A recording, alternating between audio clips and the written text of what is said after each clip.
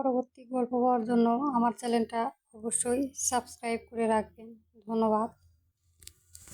নিজের স্বামীকে অন্য একটা মেয়ের কোলে মাথা রেখে শুয়ে থাকতে দেখে একটু অবাক হলো না শ্রাবণী। বুকের ভেতর হঠাৎ করে কিছু ভাঙার শব্দ হলো না, চোখে সামান্য জলটাও জমলো না তার, আর না ভ্রুতু জোড়া কুঞ্চিত হলো। কেবল একটা পুরনো চেনা নিশ্চুপতা এসে বসলো মেয়েটার ভেতরে। কি বিশ্রী সেই অনুভূতিটা! তবে শ্রাবণী নিজেকে খুব যত্ন করে সামলে নিল। এই দৃশ্যটা সে দেখারই ছিল তার, যেন তার আগে থেকেই সবটা জানে। তার আড়ালে সে সব হচ্ছে তা তো সে জানে, অনেক আগে থেকে জানে। এসব কিছু কি আর চোখে দেখতে হয়? চোখে না দেখলেও তো অনেক কিছুই বুঝতে পারা যায়। শ্রাবণীও বুঝতে পেরেছিল, আজকে নিজের চোখেও দেখে নিল। এবার যে ঘেঁষে আনা পূর্ণ হলো। শ্রাবণ শ্রাবণী চোখ তুলে ওদের দিকে তাকালো। ফারাবি যে মেয়েটার কোলে মাথা রেখে শুয়ে আছে, সেই মেয়েটাও কেউ সে চেনে। দুজনে মানুষের শ্রাবণীর বড্ড প্রিয় আর বড্ড কাছের। কিছুদিন আগেও তাদের প্রতি ছিল শ্রাবণীর বুক ভরা ভালোবাসা। তারা শ্রাবণীর প্রতিটি মোনাজাতে ছিল, এখনও অবশ্যই আছে, তবে ভালোটাতে নয়। মিনিট দুয়েক দাঁড়িয়ে থেকে ফারাবি আর মাইশাকে দেখলো শ্রাবণী। ফারাবি, যাকে ভালোবাসো, যাকে ভরসা করো, 3 বছর আগে ঘর ছেড়ে ছিল বোকা মেয়েটা। বাবা মায়ের কথা চিন্তা না করে সে, আর না চিন্তা করেছিল এই নিষ্ঠুর সমাজে। শুধু চিন্তা করেছিল ফারাবির কথা, চিন্তা করেছিল আর ভালোবাসার কথা। আর মাইশা শ্রাবণীর সবচেয়ে প্রিয় বান্ধবী, যার কাছে শ্রাবণীর জীবনটা ছিল খোলা বইয়ের মতো।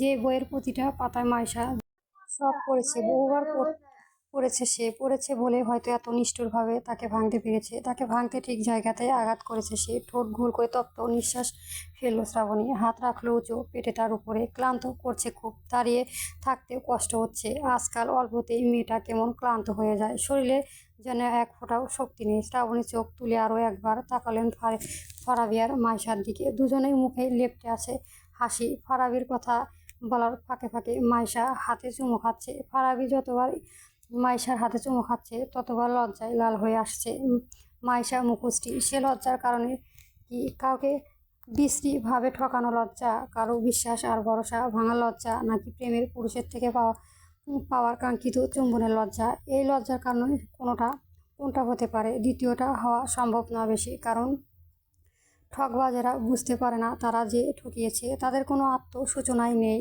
ঠকবাজ নির্লজ্জদের অনুশোচনা থাকে বুঝি। যাকে না শ্রাবণী এসব আর ভাবতে চায় না। যে পা ঘুরলো বাড়ির ভেতরে হবে তাকে। অনেক কাজ পড়ে আছে তার।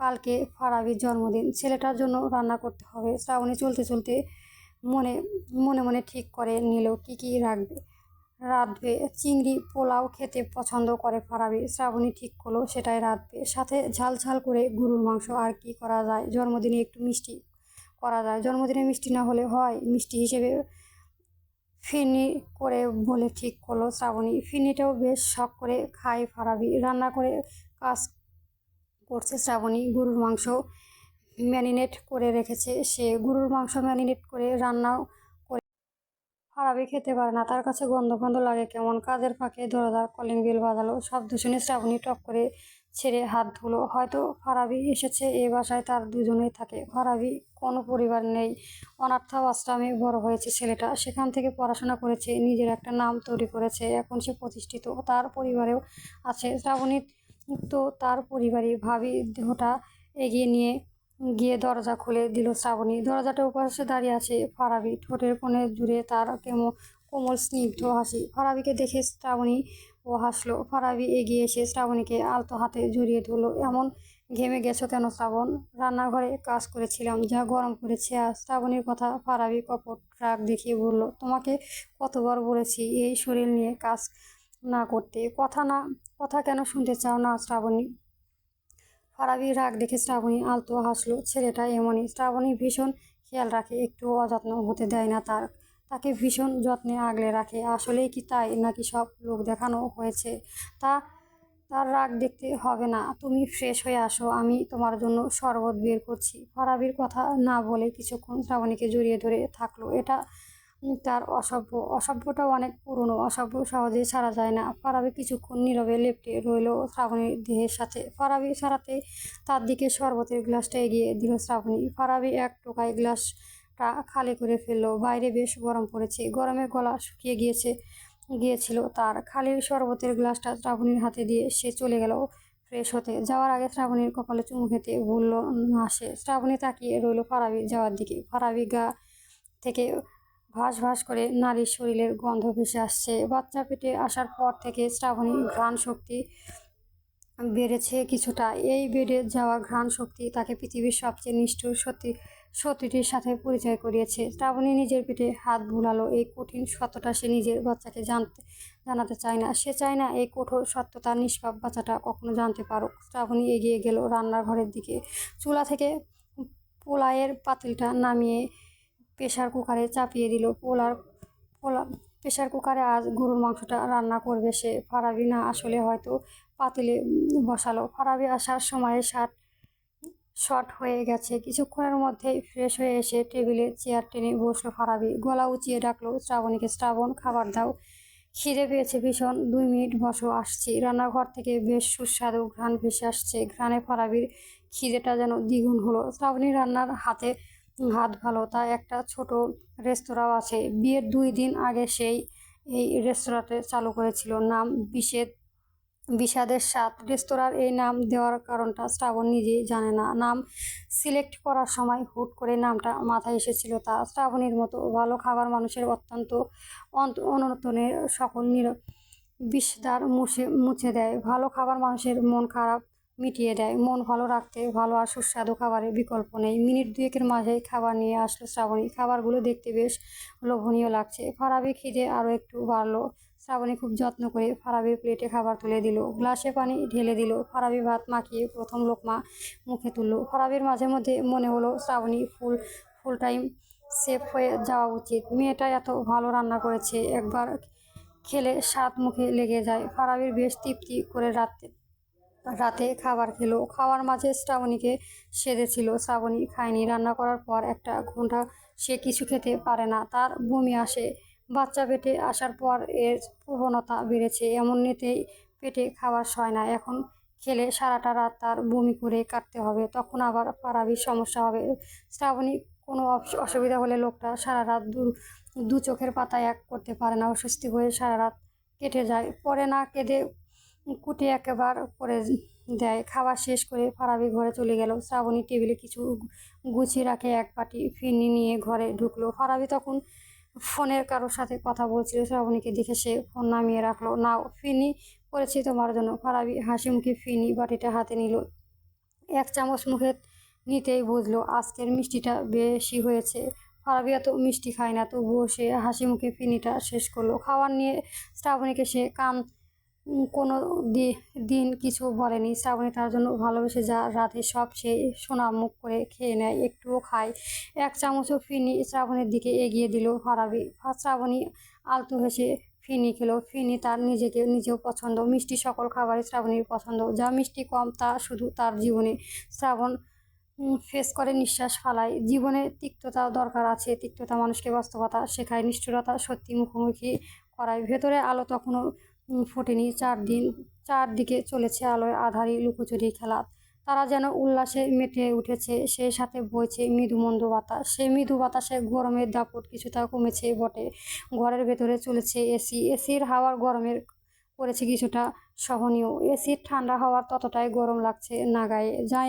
জায়নামাজে বসে আছে শ্রাবণী। ভারী পেটটা নিয়ে নামাজ পড়তে তার সময় লাগে একটু। নামাজ শেষ করে কিছুক্ষণ কোরআন তেলাওয়াত করলো সে। তারপর সে রান্নাঘরে চায়ের পানি বসালো চুলোয়। উঠেই ফারাবি চিনি ছাড়া 1 কাপ চা বানালো। চুলায় চায়ের পানি বসিয়ে এলো শ্রাবণী। আলতো করে ডাকলো ফারাবিকে। ফারাবি, ওঠো, সকাল হয়ে গেছে। ফারাবি নড়াচড়ে উঠলো, তবে ঘুম ভাঙলো না তার। শ্রাবণী আবারও তাকে ডাকলো, ফারাবি ওঠো, না হলে দেরি হয়ে যাবে তোমার। আজকে তোমার সিলেট যাওয়ার কথা ভুলে গেছো একেবারে?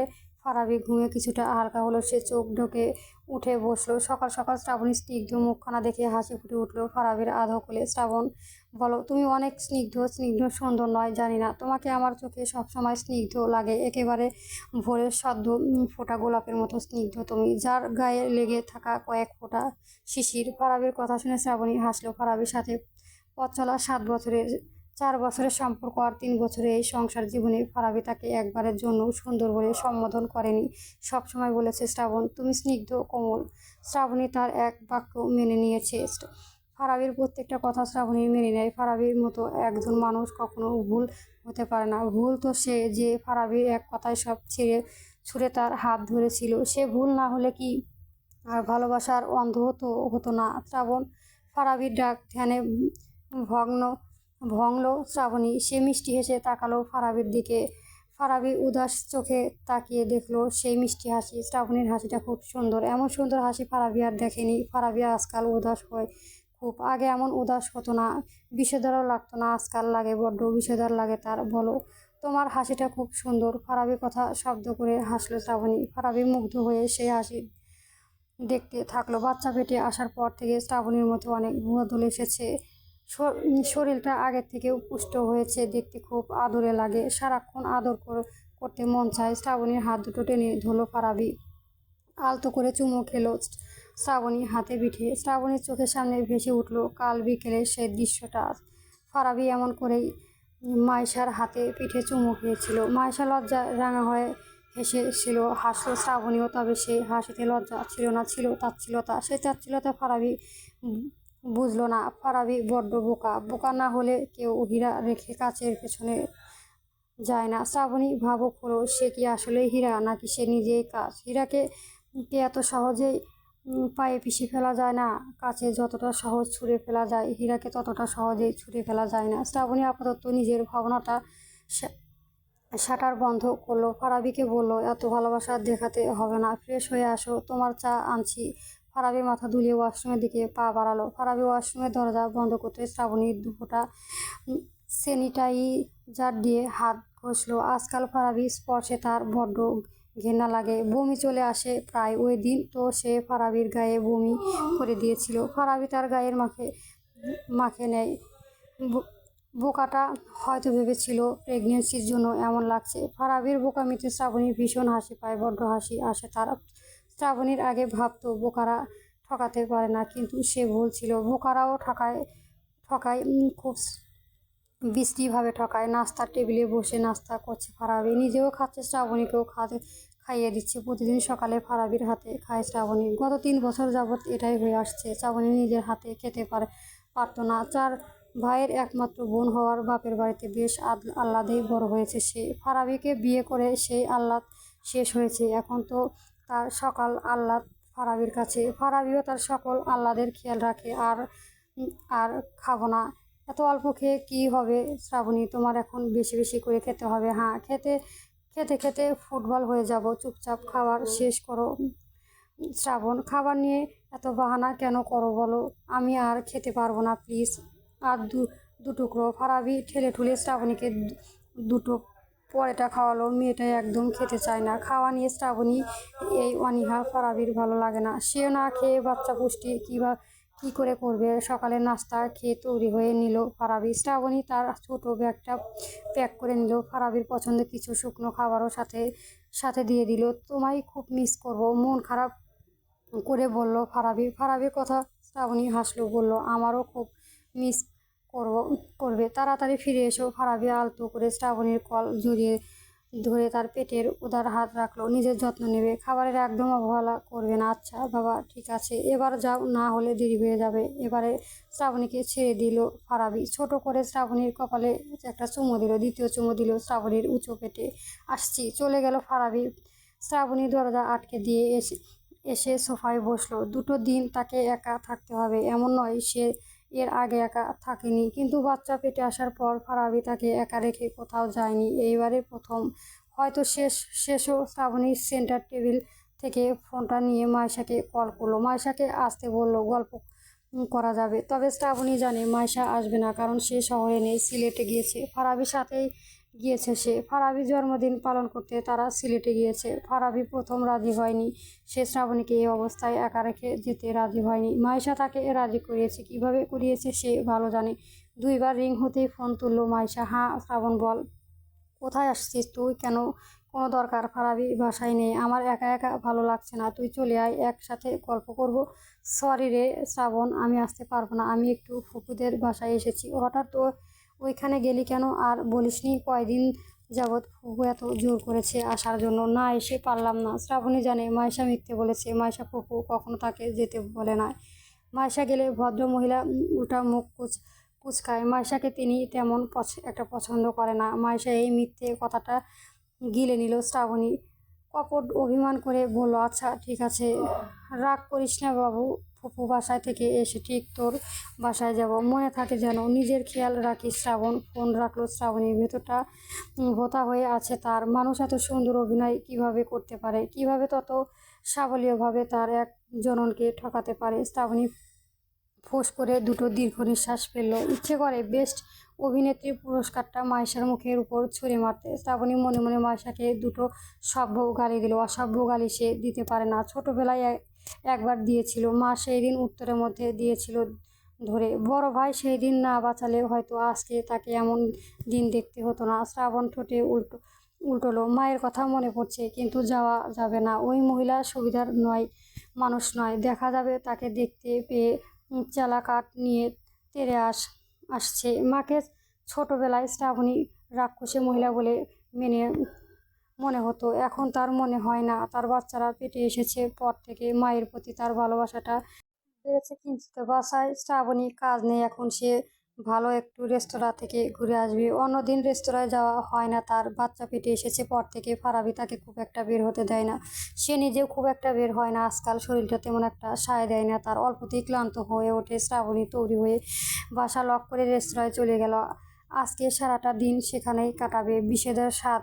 এই এলাকাটা একটি নামকরা রেস্তোরাঁ, যদিও রেস্তোরাঁটা বেশি বড় নয়, তবুও এখানে মানুষের ভিড় লেগে থাকে। এই রেস্তোরাঁয় সব বাঙালি গ্রামীণ খাবার পাওয়া যায়। ভর্তা ভাতের জন্য এই এলাকা লোকজনের প্রথম পছন্দর বীজদের স্বাদ। প্রতিদিনকার মতো আজকেও বেশ ভিড় জমেছে রেস্তোরাঁয়। শ্রাবণী সেই ভিড় ঠেলে গিয়ে গেল ক্যাশ অ্যাকাউন্টের দিকে। শ্রাবণীকে দেখে এগিয়ে এলো মুয়াজ, সে এই রেস্তোরাঁর ম্যানেজার। শ্রাবণী বেশ বিশ্বাস্ত একজন সে। শ্রাবণী অবর্তমানে মুয়াজি সবটা সামলায়। আপু, আপনি এই শরীর নিয়ে আসতে গেলেন কেন? বাসায় ভালো লাগছিল না, ভাবলাম একবার ঘুরে যাই, অনেক দিন আসা হয় না। ভাইয়া জানতে পারলে কিন্তু রাগ করবে খুব। তুমি না জানালে সে জানবে না। বাসায় নেই ভাইয়া। না, কিছু কাজে সিলেটে গিয়েছে। আর কিছু বলল না মুয়াজ। সে হাত ধরে শ্রাবণীকে একটা চেয়ারে বসিয়ে দিল। মুয়াজের সাথে শ্রাবণীর সম্পর্কটা ভাই বোনের থেকেও কম কিছু না। শ্রাবণী মুয়াজকে পানি আনতে বলল।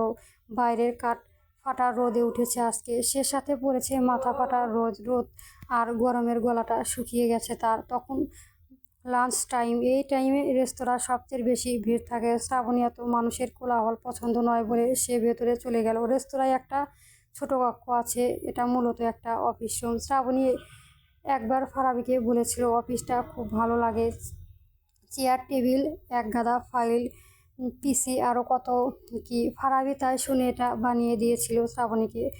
ফারাবির কথা মনে পড়তে শ্রাবণী দীর্ঘ নিঃশ্বাস ফেলল। আজকাল ফারাবির কথা মনে পড়লে শ্রাবণীর ভেতর থেকে কেমন তাচ্ছিল্যতা বেরিয়ে আসে। এই ফারাবি এমন ছিল না। তার প্রতি ফারাবির ভালোবাসাটা কপট ছিল না, ছিল সত্যি, একদম শুদ্ধ। সেই শুদ্ধ ভালোবাসাটাই এক ফোঁটা গোমূত্র হয়ে এসে পড়েছে মাইশা। তাদের শুদ্ধ ভালোবাসাটাকে অশুদ্ধ করে দিয়েছে। মাইশা নিজেও এমন ছিল না, ছিল শ্রাবণীর খুব কাছের একজন।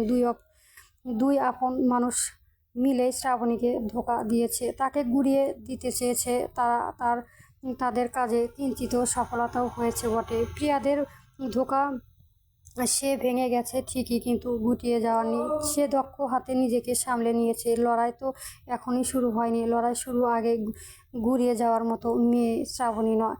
প্রিয়াদের থেকে ধোঁকা পেয়ে কেঁদে কুটে ভাসিয়ে দেওয়ার মতো মেয়েও শ্রাবণী নয়। প্রতিরোধ করতে সে জানে, তার জন্য শুধু সঠিক সময় দরকার। সঠিক সময়ে সঠিক চালনা দিতে না খেলাটা জমবে। শ্রাবণীর ভাবনার মধ্যে বাইরে থেকে চেঁচামেচির শব্দ ভেসে এসলো। শ্রাবণীর কান খাড়া করে শুনতে চাইলো বাইরে হচ্ছে কি, তবে সে ঠিকঠাক শুনতে পেল না, শুধু ভেসে আসতে দুটো কণ্ঠস্বর। এটা আওয়াজ মুয়াজের আর একটা অপরিচিত। নিজের ভারী শরীরটা নিয়ে উঠে দাঁড়ালো শ্রাবণী। গায়ে জামাটা টেনে টেনে ঠিক করে বাইরের দিকে পা বাড়ালেন সে।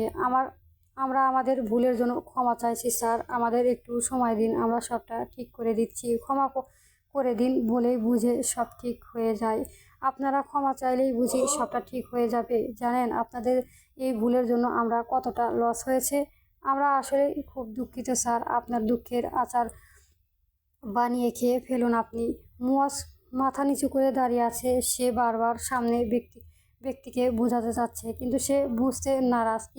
কি হচ্ছে এখানে? এগিয়ে এসে জানতে চাইলো শ্রাবণীর কথায় মুয়াজ আর অপরিচিত ব্যক্তিটি তাকালো শ্রাবণীর দিকে। আসলে আপু, উনাদের ঠিকানা ভুল, পার্সেল চলে গেছে। মুয়াজের কণ্ঠ স্পষ্ট অপরাধবোধ। শ্রাবণী এবারে তাকালো অপরিচিত ব্যক্তিটির দিকে। সে ভ্রু কুঁচকায় তাকিয়ে আছে শ্রাবণীর দিকে। ঠিক শ্রাবণীর দিকে নয়, তার দৃষ্টি শ্রাবণীর উঁচু পেটের দিকে।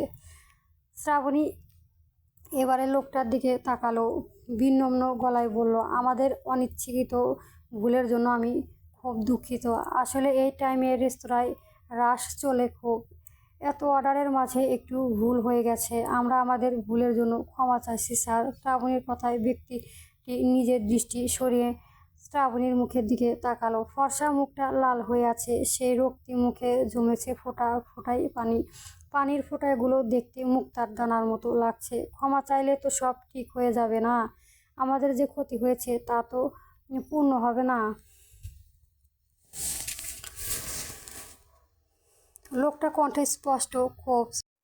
শ্রাবণী ফোঁস করে দুটো নিঃশ্বাস ফেলল, বলল, আপনি চাইলে আমরা ক্ষতিপূর্ণ দিতে রাজি আছি। শ্রাবণীর কথায় মুয়াজ গাল ফুলিয়ে তাকালো তার দিকে। তার চোখে মুখে অপরাধবোধ স্পষ্ট। মুয়াজের এই অপরাধবোধ দেখে অবাক হলো শ্রাবণী। এতটা কেন অপরাধী ভাবছে সে নিজেকে? সে তো কোনো গুরুতর অপরাধ করে বসেনি। সামান্য একটা ভুল করেছে সে, তাহলে কেন? কিছু মানুষ তো বিরাট অপরাধ করেও কেমন নির্বিকার থেকে যায়। শ্রাবণী মুয়াজকে চোখের ইশারায় আশ্বস্ত করলো, আপনার মনে হয় আমি এখানে ক্ষতিপূর্ণ চাইতে এসেছি? গম্ভীর আর ভরাট গলায় কথাটা বলল ব্যক্তিটি। শ্রাবণী এবারে বিরক্ত হলো। বাচ্চা পেটে আসার পর থেকে এই এক সমস্যা শুরু হয়েছে তার। কিছু থেকে কিছু হলেই বিরক্তিতে মুখটা ভোঁতা হয়ে আসে তার। তাহলে কেন এসেছেন? অযথা তামাশা করতে? লোকটা মুখ দেখে মনে হয় শ্রাবণীর কথায় সে যথেষ্ট অবাক হয়েছে। আশ্চর্য তামাশা! এটাকে আপনার অযথা তামাশা বলে মনে হয়? একে তো ভুল করেছেন, তার উপর আমাকে এমন অপবাদ দিচ্ছেন। শ্রাবণী বিরক্ত পাল্টায় আরও একটু একটু ভারী হলো। সে বিরক্তিকর কণ্ঠে বলল, দেখুন মিস্টার আব্রাহাম ফয়েজি, দেখুন মিস্টার ফয়েজি, আমরা আমাদের করা ভুলের জন্য মন থেকে দুঃখ প্রকাশ করেছি। আমরা ভুলের জন্য কম্পাসন্স দিতেও রাজি আছি। এখন আপনি কি চাইছেন তাই বলুন। শ্রাবণীর গলা বিরক্তিতে আরও অবাক হলো আব্রাহাম। একে বোধহয় বলে চোরের মায়ের বড় গলা। সে কাট গলায় বলল, আপনাদের জন্য, শুধু আপনাদের জন্য আজকে আমার 20 কোটি টাকা ডিলটা ক্যান্সেল হলো। কি ভেবেছেন আপনার শুকনো সরিতে সব ঠিক হয়ে যাবে? টাকা অ্যামাউন্ট শুনে শ্রাবণী বুঝলো ব্যাটার এত রেগে যাওয়ার কারণ। 20 কোটি টাকা নোহাল কম নয়। সে গলার স্বর নরম করে বলল, আমরা আসলে দুঃখিত মিস্টার ফয়েজি। শ্রাবণীকে নরম হতে দেখে দমল আব্রাহাম। এমন পোয়াতি মহিলার সাথে ঝামেলা করতে তার ভালো লাগছে না। পরের বার থেকে খেয়াল রাখবেন। যারা খাবার অর্ডার করতে তারাও অনেক ভরসা করে তাদের ভরসায় এমন আলপিন ঢুকবেন না। এমন ভুল করতে থাকলে রেপুটেশন ধরে রাখতে পারবেন না। কথাগুলো বলে আব্রাহাম দাঁড়ালো না। ওর চোখে রোদ। চশমা পরতে রেস্তোরাঁয় বাইরে পা বাড়ালো। কাচের দরজা টেনে ধরে একবার ঘাড় ঘুরিয়ে তাকালো শ্রাবণীর দিকে। দৃষ্টিটাই একেবারে ছিল শ্রাবণীর উঁচু পেটটায়। আব্রাহাম চলে যেতে শ্রাবণী ফোঁস করে দুটো নিঃশ্বাস ছাড়ল। মুয়াজ এগিয়ে এসে মাথা নিচু করলো, সরি আপু, আসলে অনেকগুলো অর্ডার ছিল আজকে, তাই একটু তালগোল পাকিয়ে গেছে। শ্রাবণী মুয়াজের দিকে তাকিয়ে আলতো করে হাসলো, বলল, ইটস ওকে মুয়াজ। কাজ করতে গেলে এমন একটু আধো ভুল হয়। ভুল না করলে ঠিক করতে শিখবে কিভাবে? এরা যা হয়েছে তা হয়েছে, এরপর থেকে খেয়াল রাখবে। অবশ্যই আপু। এখন থেকে 3বার চেক করে পার্সেল পাঠাবে। মুয়াজের কথা আবারও হাসলো শ্রাবণী। একটু আগেই বাড়ি ফিরেছে শ্রাবণী। ফ্রেশ হয়ে এসে নিজের গোপন সিন্দুকটা বের করলো সে। সে কয়েকদিন ফারাবির বাসায় থাকবে না। এই কয়েকদিন তাকে বাকি কাজগুলো শেষ করতে হবে। ফারাবি বাসায় থাকলে সবকিছু লুকিয়ে রাখতে হয়। ফারাবি বোকা ধারের মানুষ বলেই এখান তার চোখে কিছু ধরা পড়েনি। আর ধরা পড়লে সমস্যা নেই, যা করার শ্রাবণী ইতিমধ্যেই সব করে ফেলেছে। শ্রাবণীর সময় নিয়ে সবকিছু গুছিয়ে রাখলো সে, সাথে নিজের আগামী দিনের পরিকল্পনাও সাজিয়ে নিল সে। পরিকল্পনা ছাড়া শ্রাবণী কোনো কাজ করে না। শ্রাবণীর ফোনটা হাতে নিয়ে কাউকে ফোন করলো। এই কয়েকদিন সে রেস্ট করবে। তার আপাতত কোনো কাজ নেই এখন। সিলেট সবুজে মোড়া এক শান্ত স্বপ্ন। সবুজে পাহাড় আর চা বাগানের মাঝে বসে থাকা এক খণ্ড স্বর্গের নাম যে এই সিলেট। নরম আকাশ, শান্ত আলো আর ধীরে বয়ে চলা সুরমা শান্ত জল এই শহরের বৈশিষ্ট্য। হালকা বৃষ্টির রাস্তা ভিজে গেল শহরটা ছবির মতো লাগে। প্রকৃতির সঙ্গে মানুষের জীবন এখানেই মিশে আছে খুব স্বাভাবিকভাবে। সেই সাথে চা বাগান তো আছেই। বিকেলের দিকে ফারাবি আর মাইশা এসে হোটেলে পৌঁছায়। তারা একটা কাপল সুইট বুক করেছে। মাইশা জার্নি করতে পারে না। লং জার্নিতে তার বমি হয় প্রচুর। আজকেও হয়েছে। একটু পথ আসতে 4বার বমি করেছে সে। ফারাবি অবশ্য তাকে খুব যত্ন করে আগলে নিয়েছে। হোটেলে ফ্রেশ হয়েই ঘুম দিল মাইশা। এখন না ঘুমালে শরীর ঠিক হবে না। ঘুমাতে সে শরীর চাঙ্গা না থাকলেও আরও সমস্যা। দুর্বল শরীর নিয়ে ঘুমালে মজা পাওয়া যায় না। ফ্রেশ হয়ে এসে ফারাবি নিজের মাইশার পাশে ফাঁকা জায়গাটা শুলো। তারও একটা লম্বা ঘুমের দরকার। গল্প শ্রাবণের মেঘগুলো, লেখিকা সাদিয়া সেটু, পর্ব 1 থেকে 3 চলবে।